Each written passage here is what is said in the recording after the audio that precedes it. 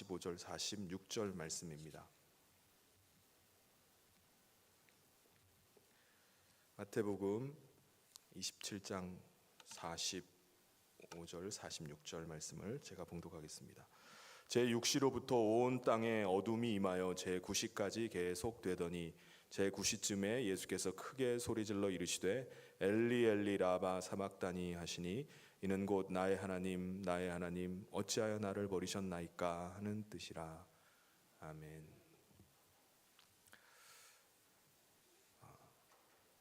오늘 읽은 이 말씀에 제6시로부터 9시까지 라고 말씀하는데, 지금 우리 시간으로 따지면은 정오부터 오후 3시까지 약 3시간 동안 어둠이 임했다라고 이렇게 말씀합니다.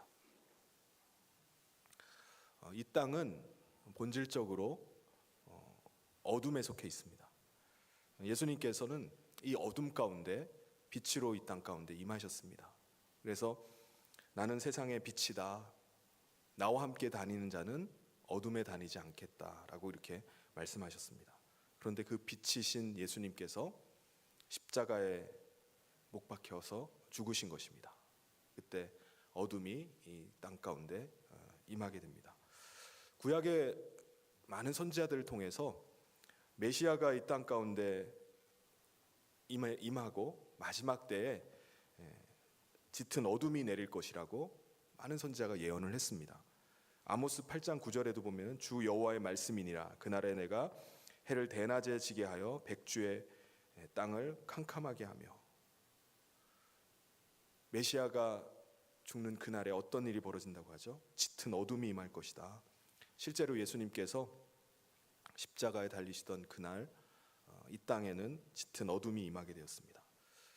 그리고 3시가 되었을 때 예수님께서 엘리 엘리 라바 사막다니라고 크게 소리를 지르시면서 울부짖으셨습니다. 엘리 엘리 라바 사막다니. 여러분, 어떤 종교의 신이 이렇게 울부짖겠습니까? 어떤 종교의 신이 이렇게 부르짖겠습니까? 아마 이 땅에 어떤 종교의 신도 이렇게 부르짖는 신은 없을 것입니다. 우리 인간은 그렇게 울부짖는 신을 신이라고 인정하지 않습니다. 그런데 하나님의 아들이신 예수님께서 십자가에 못 박혀 죽으시면서 울부짖으셨어요. 왜 우리 주님은 이렇게 십자가에서 소리치시면서 부르짖으셨겠습니까?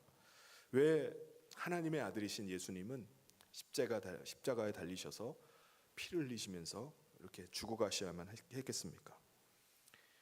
예수님께서 외치신 엘리 엘리 라바 사막다니라는 이 말은 나의 하나님 나의 하나님 어찌하여 나를 버리셨나이까 라는 그런 의미입니다. 예수님과 아버지 하나님은 아주 친밀한 관계였어요. 그래서 나를 본 자는 아버지를 본 자다 라고 말씀하시고 아버지는 나와 함께 하신다라고 말씀하셨습니다. 그런데 십자가 위에서 예수님은 아버지와 분리되는 고통을 겪어야만 했습니다. 그래서 예수님께서 외치시는 거예요. 엘리 엘리 라마 사막다니. 왜 나를 버리셨습니까?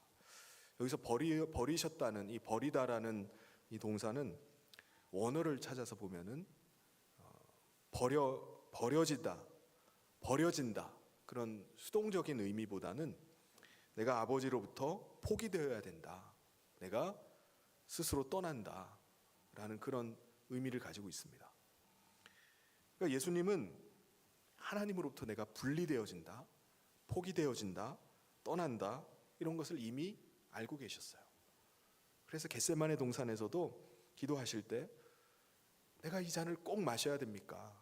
라고 그렇게 하나님 앞에 기도를 합니다. 다시 말씀드리면은 내가 아버지 하나님과 분리돼야 됩니까? 내가 이 고통을, 분리된 이 고통을 내가 겪어야만 됩니까? 제가 분리되지 않고는 죄인들이 용서받을 길은 없는 것입니까? 라고 예수님께서 그렇게 기도하셨던 것입니다. 예수님은 자기 스스로 버려야지 우리를 얻게 되신다는 것을 아셨습니다. 그래서 아버지의 뜻대로 그 십자가를 지신 것입니다. 히브리서에 보면은 이 원리를 우리 가운데 잘 설명해 줍니다. 히브리서 5장 7절부터 9절에 보면은 그는 육체에 계실 때에 자기를 죽음에서 능히 구원하실 이에게 심한 통곡과 눈물로 간구와 소원을 올렸고 그의 경건하심으로 말미암아 들으심을 얻었느니라. 그가 아들이시면서도 받으신 고난으로 순종함을 배워서 온전하게 되셨은즉 자기에게 순종하는 모든 자에게 영원한 구원의 근원이 되시고, 예수님은 영원한 구원의 근원이 되시기 위해서 순종하심으로 버려진 바 되신 것입니다. 그래서 십자가 위에서 나의 하나님 어찌하여 나를 버리셨습니까? 라고 부르짖으면서 스스로 버려진 바 되시고 우리를 얻게 되신 것입니다. 그래서 예수님께서 마지막에 이 모든 일들을 하신 다음에 뭐라고 말씀하시죠? 내가 다 이루었다라고 이렇게 말씀하셨습니다. 그리고 오늘 읽지는 않았는데 50절 말씀에 가서 보면은 예수님의 영혼이 떠나가셨다고 말씀합니다. 이때 예수님이 십자가 위에서 그 영혼이 떠나가실 때 그럼 하나님은 뭘 하고 계셨습니까? 하나님은 이 시간에 조용히 침묵하시는 것 같지만은 이 상황 속에서 한 가지 일이 일어납니다. 하나님께서 행하신 일이 일어나요. 어떤 일이 일어나죠? 51절부터 53절에 보면 이에 성소 휘장이 위로부터 아래까지 찢어져 둘이 되고 땅이 진동하며 바위가 터지고 무덤들이 열리며 자던 성도의 몸이 많이 일어나되, 성소의 휘장이라는 것은 성소와 지성소를 구분하는, 가르는 휘장을 말합니다. 그 성소의 휘장이 위로부터 아래까지 찢어져서 둘이 되었습니다. 여러분, 지성소 안에는 대제사장만이 1년에 단 한 차례 들어갈 수 있었습니다. 온 백성의 죄를 대속하기 위해서 그 지성소 안에 들어가서 피 뿌리는 그 의식을 할 때 법궤에다가 피를 뿌리면서 들어갑니다.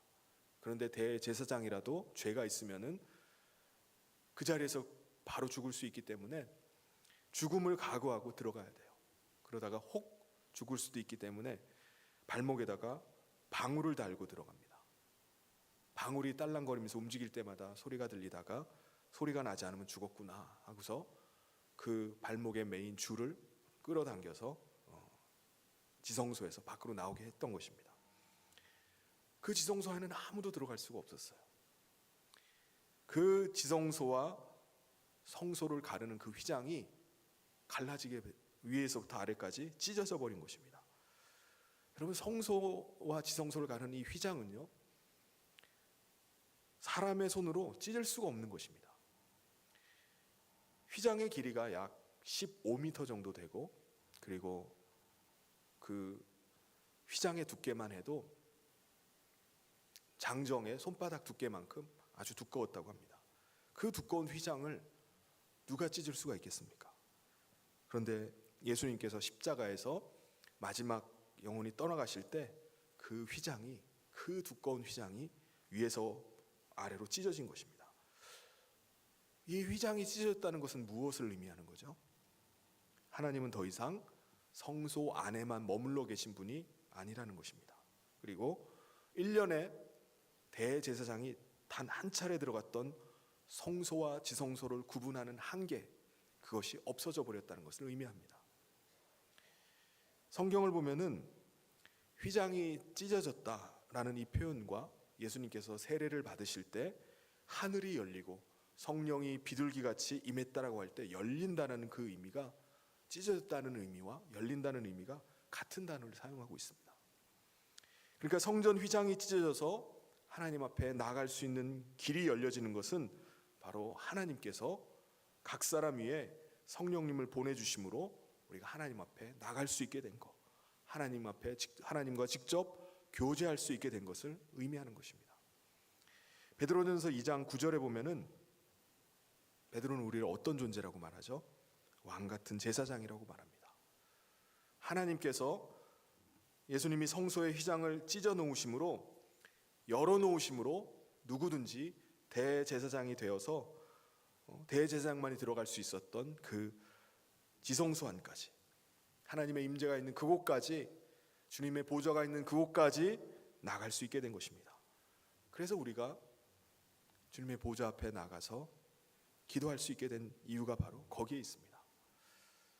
우리가 무슨 자격이 있어서 우리가 하나님 앞에 하나님을 아버지라고 부르면서 나의 아빠라고 부르면서 나갈 수 있겠습니까? 주님께서 먼저 그 몸을 찢어 놓으셨기 때문에 하나님께서 성소의 휘장을 열어 놓으신 것입니다.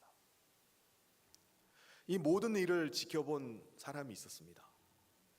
그 사람은 로마의 백부장이었습니다. 백부장은 53절에 보면 백부장과 및 함께 예수를 지키던 자들이 지진과 그 일어난 일을 보고 심히 두려워하여 이르되 이는 진실로 하나님의 아들이었도다 하더라. 이 모든 일들을 지켜본 사람이 백부장인데 이 사람이 뭐라고 고백하느냐? 이는 진실로 하나님의 아들이었도다. 이 사람이 뭔데 이런 고백을 하죠? 원래 십자가형이 집행될 때는 먼저 죄수에게 사형 선고를 읽어주게 되어 있었습니다.